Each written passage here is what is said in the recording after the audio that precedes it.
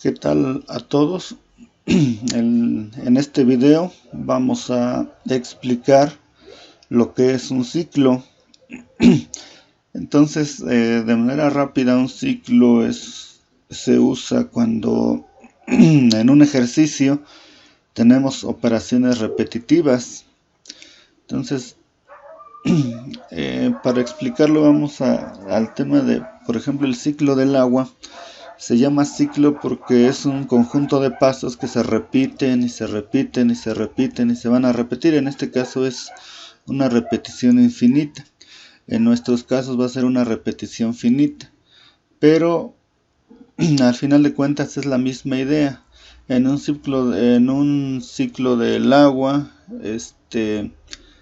el agua se evapora, se forman las nubes, llega el momento en que se condensa y se precipita.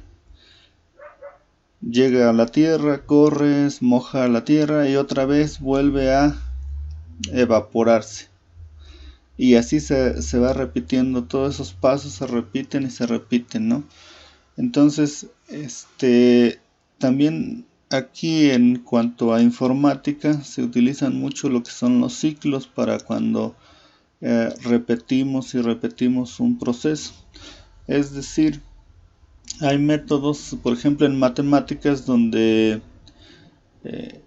tenemos que encontrar el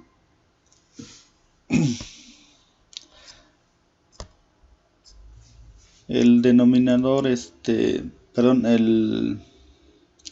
máximo común divisor o el mínimo común múltiplo, en donde tenemos que ir, por ejemplo, si queremos encontrar los divisores del 4, entonces tendríamos que ver cuáles son esos, empezando del 1, ¿no? Entonces 4 entre 1, como nos da una división entera, entonces ya llevamos un divisor. 4 entre 2 nos da 2, es un resultado entero, entonces tenemos ya dos divisores. 4 entre 3 nos da un resultado entero, entonces ese no es un divisor. 4 entre 4 nos da 1, el resultado es entero, entonces ya tenemos 3 divisores. Entonces, si ustedes se dan cuenta, es un proceso que se repite. Tenemos que ir buscando qué números dividen sin que haya residuo, en este caso al 4. Y así nos podemos ir con cualquier número, ¿no? Y son procesos que se utilizan en matemáticas principalmente.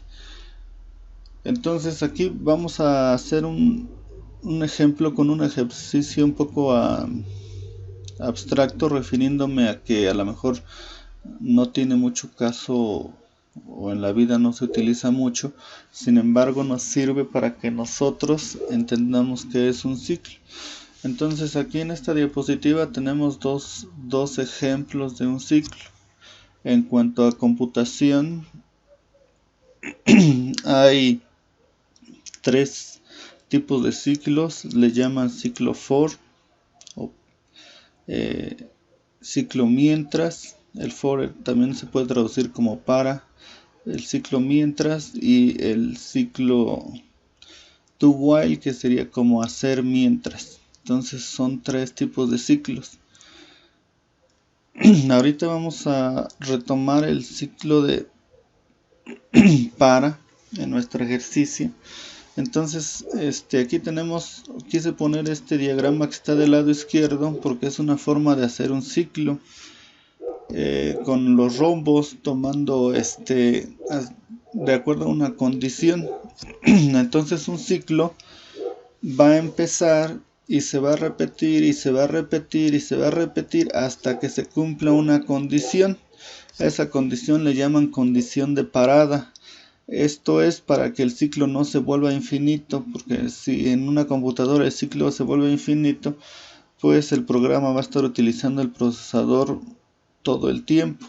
En la actualidad ya hay control sobre cuando un programa se cicla o se ejecuta de forma infinita y el sistema operativo lo para.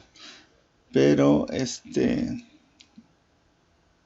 en sistemas operativos anteriores, pues se el programa se ciclaba, es decir, se continuaba ejecutándose hasta que la computadora pues se trababa, ¿no? En algunos casos. Entonces por eso siempre debe de haber una condición de parada. Entonces un ciclo va a empezar, se va a repetir y cada que se repita va a evaluar la condición de parada. Por ejemplo, supongamos que queremos hacer 100 operaciones, entonces va la primera operación. ¿Qué operación va? ¿Ya es la 100? No, continúa el ciclo. La 2, ¿ya es la 100? No. Y así se va con la 3, 4, 5, como todavía no llega a la operación 100, va a estar aquí dando vueltas y vueltas. Hasta que llega a la operación 100 y aquí diga, ya llegaste a la operación 100, entonces ya salte del ciclo y continúa el algoritmo que sería para acá abajo y se va a fin. Entonces debemos de tener una condición de parada en un ciclo. Entonces igual hay procesos, en matemáticas vamos a hablar de otro proceso que se llama, por ejemplo, ¿qué significa? Se llama factorial. Entonces este proceso, el factorial, lo que significa o lo que trata de entender es que vamos a multiplicar el 1 por el 2 por el 3 hasta llegar al 4. Y ese va a ser nuestro resultado. Multiplicar por 1 no tiene mucho caso porque nos da lo mismo. Pero de todos modos se incluye. Entonces, en este ejercicio es pequeño. Nosotros lo podríamos hacer, ¿no? 1 por 2 por 3 por 4. Pero supongamos que llegamos al 7, al 10. Entonces ya se vuelve un poco más complicado. Pero sin embargo a lo que queremos llegar es que este es un proceso que se adecua a un ciclo. ¿Por qué? Porque siempre va a multiplicar por 1, por 2, por 3, por 4 hasta llegar al número que tengamos aquí. Si aquí tenemos un 6, entonces vamos a llegar, va a ser por 5, por 6. Entonces los ciclos en cuestión de informática ayudan muchísimo porque nos ahorran muchísimas operaciones. Entonces, por ejemplo, aquí si yo lo hiciera así, en un diagrama de flujo tendría que hacer 1, 2, 3, 4, 5, 6 operaciones. 6 operaciones secuenciales con el rectángulo. Multiplicar por 1, por 2, por 3, por 4, por 5 y por 6. Entonces tendríamos que poner 6 rectángulos. Y nuestro programa no sería funcional porque si cambiamos a 7, entonces tendríamos que cambiar nuestro algoritmo a 7. Agregarle otro rectángulo para que fuera 7 y eso no se puede. O sea, modificar un programa para cada caso pues no es viable. Entonces por eso es que aquí vienen lo que son los ciclos para ayudarnos tanto a hacer este tipo de situaciones, para que no tengamos que estar modificando nuestro algoritmo para cada número. Y segundo, vamos a ver que en lugar de poner 6 rectángulos, vamos a hacer un poquito más fácil el ejercicio con menos figuras, sobre todo cuando ya los números son más grandes. Por ejemplo, si tuviéramos un 10 tendríamos que poner 10 rectángulos, y acá con el ciclo vamos a ver que es más sencillo. Entonces ya aquí está lo que vamos a utilizar nosotros, es esto debido al programa que estamos utilizando, y el ejercicio va a ser contar cuántos números pares y impares hay entre el 1 y un número n. El número n se queda así como n porque va a ser un número que se le pide al usuario de nuestro algoritmo, o sea, la persona que va a manejar nuestro programa. Siempre hay que tener la idea de que alguien más es el que va a realizar nuestro programa. Entonces esa persona a la cual le vamos a llamar usuario le va a elegir un número, el que él quiera, por ejemplo un 7, un 3, puede elegir cualquiera, por eso se queda como n. Entonces vamos a irnos a nuestro a este programa que se llama DFD para hacer algoritmos y que nos permite ejecutarlo para checar errores. Entonces lo primero que vamos a necesitar es un número. Dice nuestro ejercicio, dice que vamos a calcular cuántos impares hay del 1 hasta n. Entonces, supongamos que n es 4. Entonces lo que vamos a hacer es, vamos a contar cuántos pares y cuántos impares hay. Vamos a recordar que para saber que si un número es par o impar, lo podemos saber rápidamente dividiéndolo entre 2. Si el resultado de dividirlo entre 2 nos da 0 como residuo, quiere decir que es par. Si nos da 1 como residuo, quiere decir que es impar. Entonces el ejercicio es el siguiente. Vamos a ir del 1 hasta el 4. Entonces vamos a decir, ¿el 1 es par? No.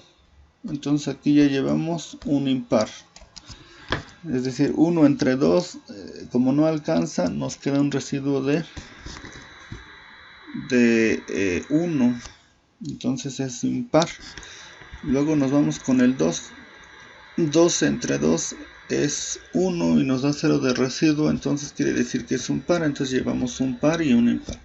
Vamos con el 3. 3 entre 2 nos da 1 y nos sobra 1. Como nos sobra el residuo 1, entonces ya llevamos 2 impares. Vamos con el 4. 4 entre 2 es 2 y nos sobra 0 de residuo, entonces tenemos 2 pares y 2 impares. El 1 y el 3 serían los impares y el 1 y el 3 serían los impares y el 2 y el 4 serían los pares. Entonces eso es lo que vamos a realizar como ejercicio, contar cuántos pares y cuántos impares hay del 1 hasta un número el definido por el usuario. Entonces es lo que vamos a hacer. Entonces lo primero que debemos de saber es cuál es el número. En este caso, en el ejercicio que acabamos de hacer, es el 4, pero aquí lo vamos a dejar abierto a que sea cualquier número. Entonces ahora lo que sigue es, si ustedes se dan cuenta, aquí tenemos pares e impares. Ahí fuimos sumando los números. Entonces estas dos son dos variables. Necesitamos almacenar los pares que vayamos encontrando y los impares que vayamos encontrando. Los necesitamos almacenar, guardar. Entonces para eso vamos a necesitar dos variables, una que se va a llamar par y otra que se puede llamar impar. Entonces, pero esas variables las tenemos que inicializar. ¿Qué significa inicializar? Al principio vamos a tener 0 números impares y 0 números pares, es decir, debemos de iniciarlas en 0 para que conforme vayamos nosotros avanzando, cuando encontremos 1, a ese 0 le vamos a sumar 1, entonces 0 más 1 es 1, entonces ya vamos a llevar un par o un impar. Encontramos otro y ya llevábamos 1, entonces le sumamos el otro, ya llevaríamos 2, ¿no? Entonces es necesario inicializar nuestras variables en 0. ¿Por qué? Si en nuestros números no encontráramos ningún par, por ejemplo, que nos dieran un 1, es decir, que n fuera 1, entonces no hay ningún impar, no hay ningún par, solo hay un impar que sería el mismo 1. Entonces, ¿qué va a imprimir si no tiene nada inicializado? Pues nada, ¿no? Entonces aquí es necesario inicializar nuestras variables que van a ir contando cuántas pares y cuántos impares hay. En este caso en 0.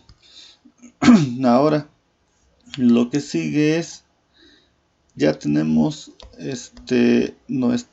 hasta qué número vamos a llegar. Ya inicializamos nuestras variables donde se van a almacenar los pares y los impares.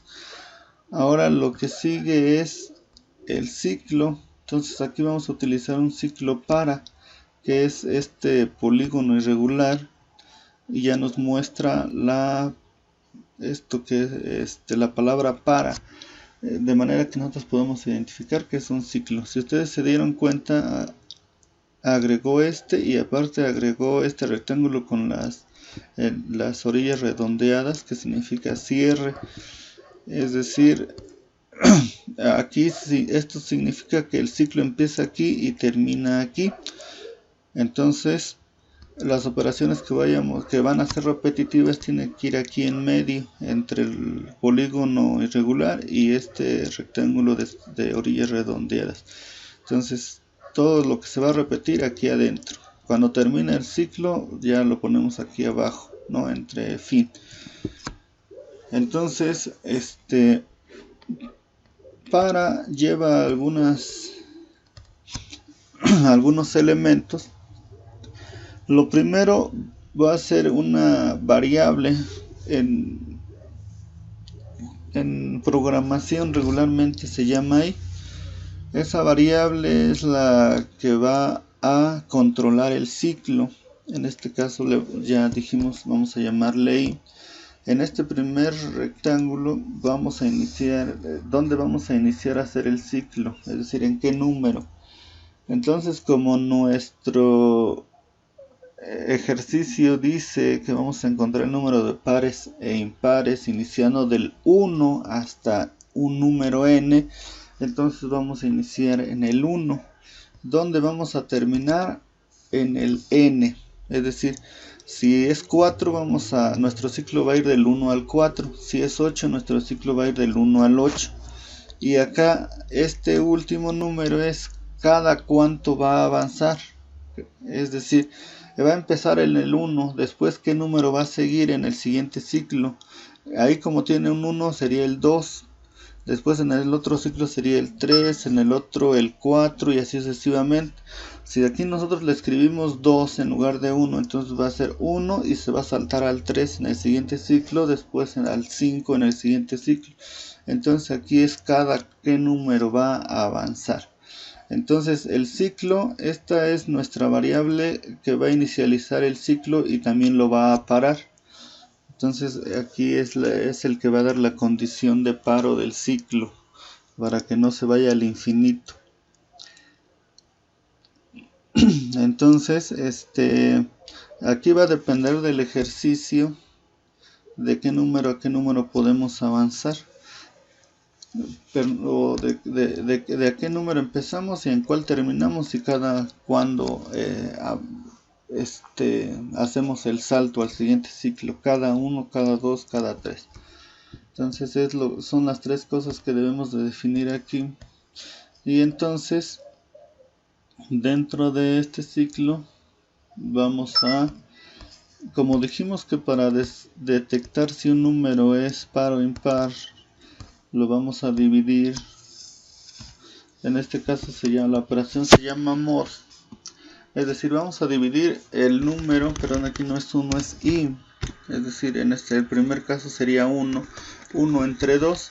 Si esto nos da 0, quiere decir que, es decir, i mod 2 dice, la operación que va a hacer es 1 entre 2 y lo que me va a regresar es el residuo. No me va a regresar el resultado de la división, me va a regresar el residuo de la división. Si la división es 0, quiere decir que el número es par, es decir, 4 entre 2 es 2 y nos da 0. Entonces el 4 es par. Entonces es lo que tenemos que hacer aquí. Entonces, si se cumple la condición, entonces vamos a hacer una operación aquí. Si nos da 0, quiere decir que es par. Entonces par va a ser igual a par más 1. Es decir, lo que teníamos en par, que en el primer caso es 0, entonces va a ser 0 más 1, entonces va a ser 1. Entonces esta operación nos sirve para actualizar el valor de la variable par, y cada vez que encontremos un número par va a ir aumentando en 1 en una unidad. Es decir, primero es 0, cuando encuentre 1 va a cambiar el 0 al 1. Cuando encuentre otro va a cambiar el 1 al 2. Cuando encuentre otro va a cambiar el 2 al 3 y así se va a ir actualizando. Por eso es que así va. Lo que tenía en un momento anterior, la variable par, le va a sumar 1 y va a actualizarlo en la misma variable. Entonces, si el residuo no da 0, entonces quiere decir que nuestro número es impar. Entonces, aquí va a ser lo mismo. Cuando encuentre un impar, va a tomar el valor que tenía en un paso antes y le vamos a sumar 1 y va a ser el nuevo valor de la variable impar. Entonces se va a hacer el ciclo, va a ir viendo cada número hasta llegar a n. Cuando termine el ciclo, cuando llegue a n, se va a salir del ciclo, es decir, va a estar un momento aquí, círculo, círculo, haciendo todas las operaciones. Si es 5, hasta que van a hacer 5 operaciones, y cuando llegue el 5 se va a salir, se va a ir a cierre. Y entonces, ¿qué vamos a hacer aquí? Vamos a imprimir. Vamos a decir lo siguiente, es una comilla simple y entre el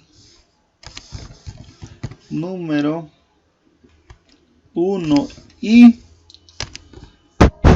vamos a cerrar la comilla, eso es texto. Vamos a imprimir una variable, entonces la ponemos fuera de la comilla. Entonces luego hay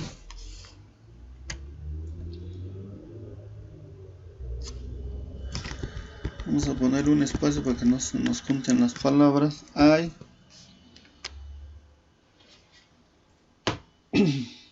y aquí le vamos a escribir cuántos pares hay. Par. Ahí par significa la variable, no quiere decir que va a imprimir la palabra par. Entonces vamos a escribir pares. Y ahorita vamos a ver qué significa esto.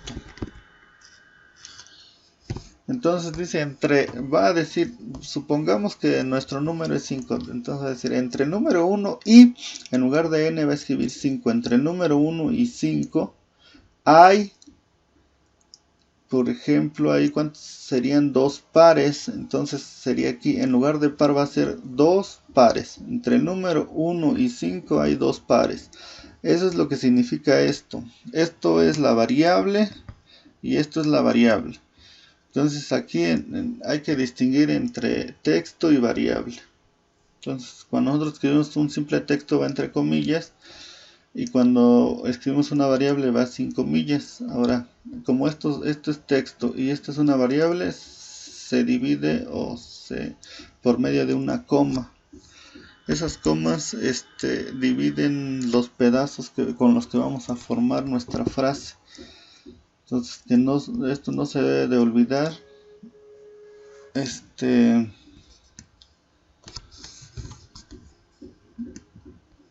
Porque si no nos va a marcar un error en este caso. Y ahora vamos a imprimir los impares. Entonces entre el número A, copié y pegué. Y ya nada más modificamos, en lugar de imprimir la variable par, ahora vamos a imprimir la variable impar y el texto impares. Ahora vamos a ver cómo funciona. Entonces lo primero que nos pide es el valor, que es este que está aquí, el trapecio. Entonces vamos a escribir un 6, más vamos a escribir un 4, para que se relacione con el ejemplo que vimos hace rato. 4, dice que imod no existe, entonces aquí tenemos un error. Vamos a darle un espacio.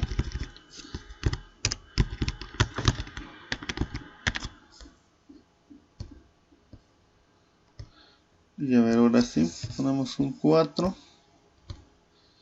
Y nos dice, ahora sí ya funciona. Y dice, entre el número 1 y 4 hay 2 pares. Ya lo habíamos visto, es el 2 y el mismo 4. Eso es lo primero que imprime aquí. Después lo siguiente que imprime es los impares. Entre el número 1 y 4 hay 2 impares, que es el 1 y el 3. Entonces vamos a hacerlo con otro número, con un 5. del 1 al 5 está el 1, el 3 y el 5. Tendrían que ser 3 impares y 2 pares. Entonces aquí nos dice 2 pares y debería decir 3 impares. Entonces ya aquí está nuestro diagrama donde explicamos el funcionamiento de un ciclo. Y si ustedes se dieron cuenta, tenemos 1, 2, 3 elementos de nuestro diagrama de flujo. Ya habíamos dicho que, bueno, vamos a decir 4 y 5 con para y cierre, 5 elementos.